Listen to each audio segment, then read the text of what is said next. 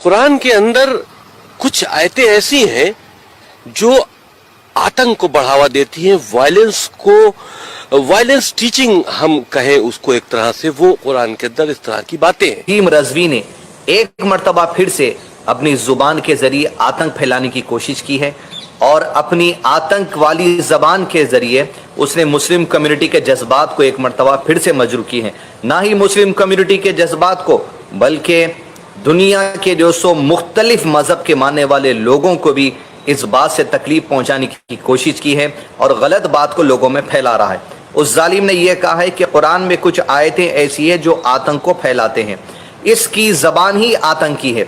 दूसरी बात यह कि कुरान में कुछ ऐसी आयतें जो आतंक फैलाते हैं, तो चैलेंज है मेरा वसीम रज़वी को और ये जिस मसलक से आता है शियान के ग्रुप को कि ऐसी कोई आयत कुरान मजीद से बता दे जो आतंक फैलाती है, जिसकी वजह से लोग दुनिया में आतंक फैला रहे हैं। आज इसमें हम सबूत भी देंगे कि किस तरह कुरान को गैर मुस्लिम प्रमोट कर रहे हैं।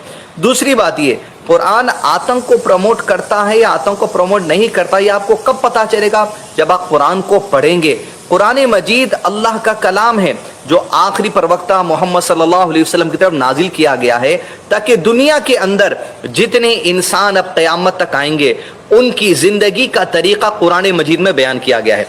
और कुरान मजीद पर अमल कर मोहम्मद सल्लल्लाहु अलैहि वसल्लम ने लोगों को बता दिया कि ज़िंदगी किस तरह गुजारनी चाहिए। शादी का तरीक़ा, तिजारत का तरीक़ा, बैंकिंग का तरीक़ा, सियासत का तरीक़ा, खाने का तरीक़ा, सोने का तरीक़ा, हंसने का तरीक़ा, मुस्कुराने का तरीक़ा, मामलादारी का तरीक़ा, दोस्ती का तरीक़ा, दुश्मनी का तरीक़ा, वॉशरूम में जाने का तरीक़ा, वॉशरूम से निकलने का तरीक़ा, पानी पीने का तरीक़ा, बैठने का तरीक़ा, ज़िंदगी के तमाम उमूर में ये कुरान मजीद रहनुमाई करता है। और अल्लाह ने इरशाद फरमाया, औज़ु बिल्लाहि मिनश शैतानिर रजीम, अल यौम अकमलतु लकुम दीनकुम व अतममतु अलैकुम निअमती व रदीतु लकुम अल इस्लाम दीना।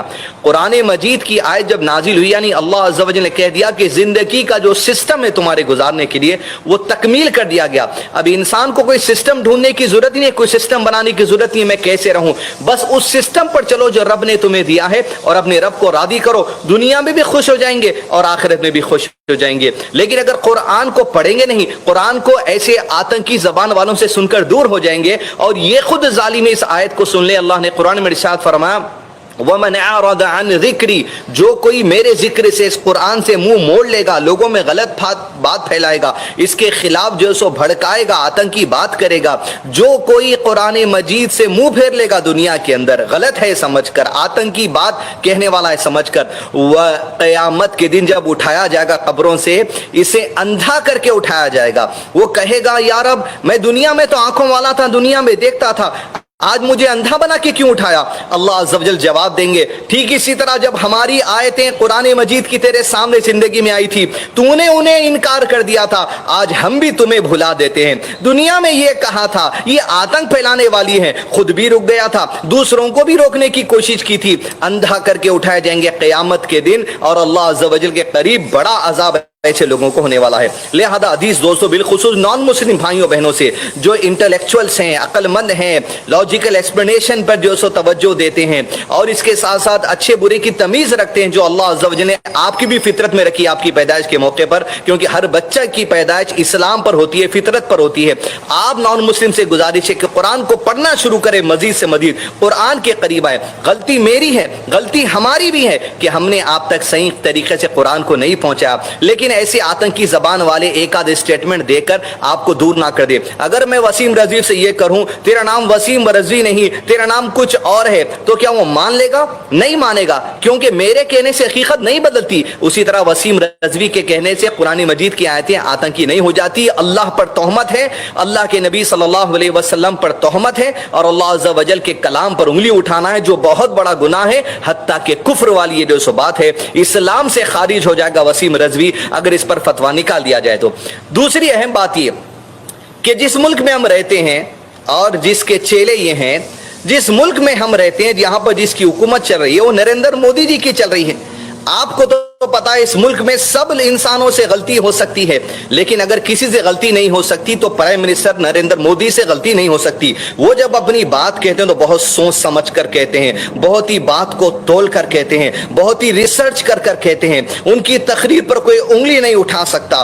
جب نریندر مودی ہی نے یہ کہا تو شاید وسیم رضوی نے ان کی اس کانفرنس کی اسپیچ کو نہیں سنا۔ یہاں سن لیجئے وسیم رضوی آپ، نریندر مودی جی ہندوستان کے پرائم منسٹر نے کہا ہے میں چاہتا ہوں کہ مسلم نوجوانوں کے ایک ہاتھ میں قرآن ہو اور ایک ہاتھ میں لیپ ٹاپ ہو۔ اگر قرآن دہشت گردی سکھاتی ہوتی تو کیا نریندر مودی جی اس طریقے کی بات کرتے؟ وہ تو بہت ہی نپی تلی بات کرنے والے ہیں۔ یہ سن لیجئے آپ کا کلپ۔ مسلم یواؤں کے ایک ہاتھ میں قرآن شریف ہے تو دوسرے ہاتھ میں کمپیوٹر ہے۔ سن لیا آپ نے، ایک ہاتھ میں قرآن اور ایک ہاتھ میں لیپ ٹاپ۔ کتنی جو سو اچھی سوچ ان کی ہے۔ دوسری بات یہ کہ اس دنیا کا سپر پاور جسے امریکہ کہا جاتا ہے، جب بھی اس کا ہائیسٹ آفیسر یعنی ہائیسٹ لیول آفس کے پوسٹ جو پریسیڈنٹ ہے اس کا سلیکشن ہوتا ہے، تو جب بھی پریسیڈنٹ سلیکشن کے بعد سیریمنی ہوتی ہے، ایک انوگریشن سیریمنی ہوتی ہے، اس میں وہ پریسیڈنٹ بیٹھ کر قرآن مجید کو سنتا ہے۔ یہ دیکھیں ڈونالڈ ٹرمپ کی انوگریشن سیریمنی کے موقع پر بیٹھ کر توجہ سے قرآن سنی جا رہی ہے۔ أيها الناس إنا خلقناكم من ذكر وأنثى لہذا ان کے قریب آتنکی نہیں ہے قرآن مجید کی کوئی آیت، بلکہ وسیم رضوی جیسے آتنکی زبان والوں کے پاس قرآن مجید کی کچھ آیتیں آتنک پھیلانے والی ہیں، یہ بات کہا جا رہا ہے۔ بلکہ عزیز دوستو قرآن مجید کی آیتیں آتنک پھیلانے والی نہیں ہیں، میں کہوں یا نہ کہوں آپ پڑھ کر دیکھ لیجئے، میری باتیں کیوں اعتبار کرتے ہیں، پڑھ کر دیکھ لیجئے تفصیلی طور پر۔ ٹرانسلیشن انگلش میں موجود ہے، تیلگو میں موجود ہے، اردو میں موجود ہے، پنجابی میں موجود ہے، ملیالم میں موجود ہے، تمل میں موجود ہے، حتیٰ کہ اگر آپ کو پڑھنے نہیں آتا، کوئی اندھا ہے، بریل لینگویج، اندھوں کی لینگویج میں بھی قرآن مجید کا ٹرانسلیشن آج موجود ہے، الحمدللہ۔ عزیز دوستو بلکہ بات یہ ہے کہ قرآن مجید آتنک پھیلانے کے لیے نہیں، آتنک کو مٹانے کے لیے آیا ہے۔ محمد پروقتہ صلی اللہ علیہ وسلم جو اس قرآن مجید کی تعلیم انسانوں کو دی ہے، جب مدینہ ہجرت کر گئے جہاں پر اسلام کی تعلیم دے رہے تھے، تو اس وقت کے دہشت گرد، اس وقت کے آتنکی آ کر مدینے پر حملہ کرنے کی کوشش کر رہے تھے، جہاں نان مسلمز بھی رہتے تھے، جیوز رہتے تھے، یہودی رہتے تھے، مشرکین رہتے تھے، مسلمان رہتے تھے۔ تو محمد پروقتہ صلی اللہ علیہ وسلم جب پہنچے مدینہ قرآن کا پیغام لے کر، آتنک مچائے نہیں وہاں پر، بلکہ وہاں کے نان مسلمز، یہودیوں، مشرکین سے یہ کہا کوئی آتنکوادی، کوئی دہشت گردی، کوئی ٹیررسٹ اگر مدینے پر حملہ کرتا ہے، تم اور ہم سب مل کے اس کا سامنا کریں گے۔ یہ قرآن کی تعلیم ہے۔ دہشت گردوں سے سامنا کرتے تھے محمد صلی اللہ علیہ وسلم، یہود سے مل کر، مشرکین سے مل کر، نان مسلم سے مل کر۔